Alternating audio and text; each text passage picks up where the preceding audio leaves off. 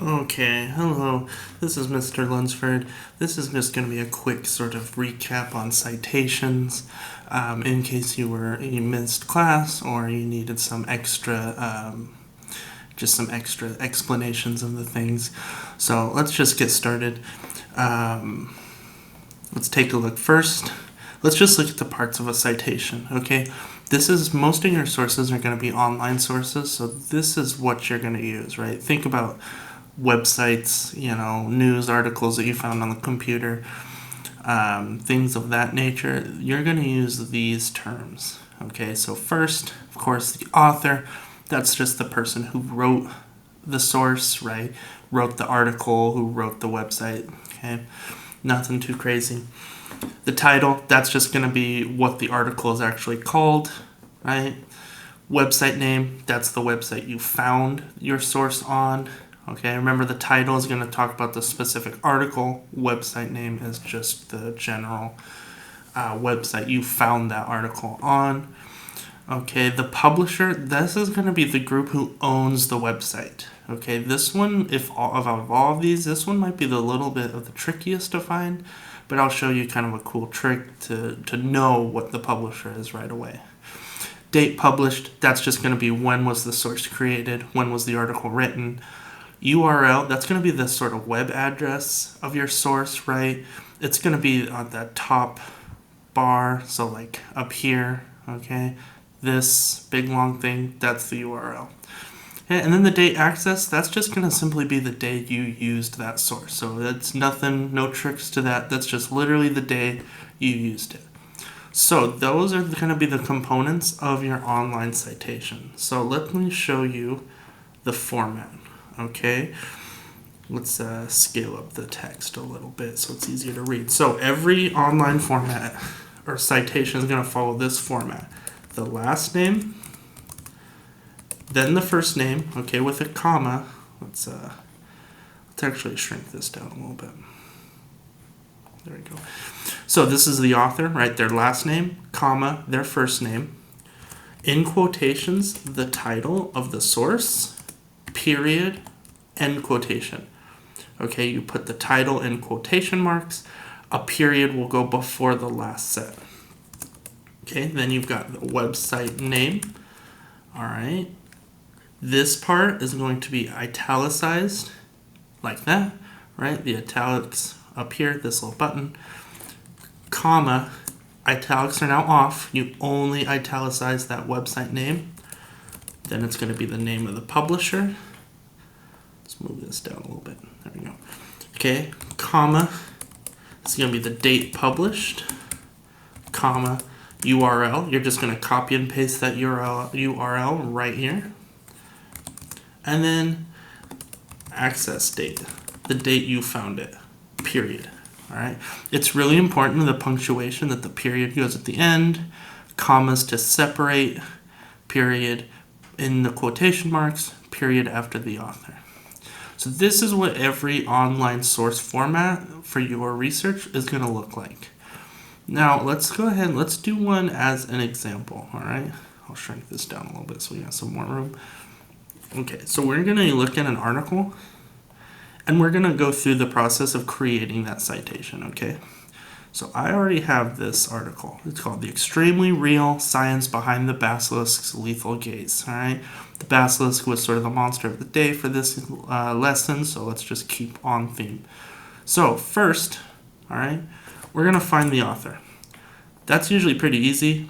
Usually you'll see it at the top by, looks like Amelia Soth. Okay, that's the author. So let's just put that in. Remember, it's last name first. So Soth comes first. Soth, comma, Amelia, period. All right, that's the author. Easy. Okay, quotation mark for the title. That's just going to be the name of the article, right? So, the extremely real science behind the basilisk's lethal gaze. Period, quotation mark. Right? We're following that format. Quotation marks, period. Okay? Next, this is the website name. Remember, this part's going to be in italics. So let's go ahead and let's turn on the italics. Okay, that's up here. This is the website name. JStore Daily. JStore Daily, comma. Okay, turn the italics off.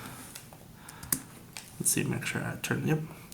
So that's the name of the website. Now we're at the publisher. So usually to find the publisher, you're gonna scroll all the way down to the bottom. Usually the publisher is gonna be somewhere down here. In fact, look at, there it is. JStore is part of Ithaca, a not-for-profit organization.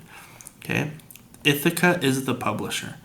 That cool trick I was talking about at the bottom, if you see this copyright symbol, that C with the circle, that's copyright. That means that Ithaca owns the copyright, or they own this website. So look for that copyright symbol and then a year, and that's where the publisher is going to be. So look at that, copyright 2025 Ithaca. So that's what we're going to put down, Ithaca. Okay, whoops, I think I left the italics on. There we go. Ithaca. Okay, comma. Now, something you're probably going to notice is a lot of websites' publishers are the same name as their website. So, for example, this other article I found on Smithsonian, the name of the website, Smithsonian Magazine, you scroll all the way down to the bottom, look at that. Copyright 2025 Smithsonian Magazine. So these are exactly the same in this case. If you were citing this article, you would not put this. Okay, if the publisher is the exact same as the website title, you just skip it. Because if you didn't, you would just have it say, Smithsonian Magazine, comma, Smithsonian Magazine. It's not necessary. It's redundant. So if the publisher is the same as the website name, just leave the publisher out. Okay, but so we got the publisher. That's probably the trickiest thing to find. Now we're going to look at date published. Once again, that's going to be towards the top of the article, usually by the author. All right, here we go. March 28th, 2019. That's when the article was written. Now the format, you're going to do the date. It's going to be the day, 28, the month, but it's abbreviated, MAR period. Okay, for March, MAR, you're just going to do the first three letters of that month, then 2019, the year, comma.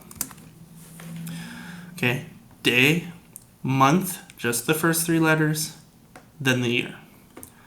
All right, now we're at your URL. So we're going to come up here, we're going to copy that URL, and we're just going to paste it. There we go. Let's move this up so it's a little easier to see. Comma. Okay, easy. And if you see it highlight, that's great. The point of the URL is just so that anybody reading your paper or looking at your presentation could easily click on this to go find the website you used. All right, so now the last thing is the access date. And just like this date, right, just like the day published, you're just going to put in that same format the day you used it. So I'm recording this video 25th of October 2025, period.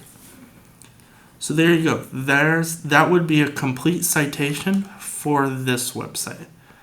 Okay? So I'm hoping that you see it's not as scary or as difficult, as maybe it seems on the surface. It's just finding that information about the article and putting it in this format. Now, there are different formats for different things. We just did the website. If you're using a book, it's going to be very similar, right? Last name, first name of the author, the person who wrote the book, title of the book.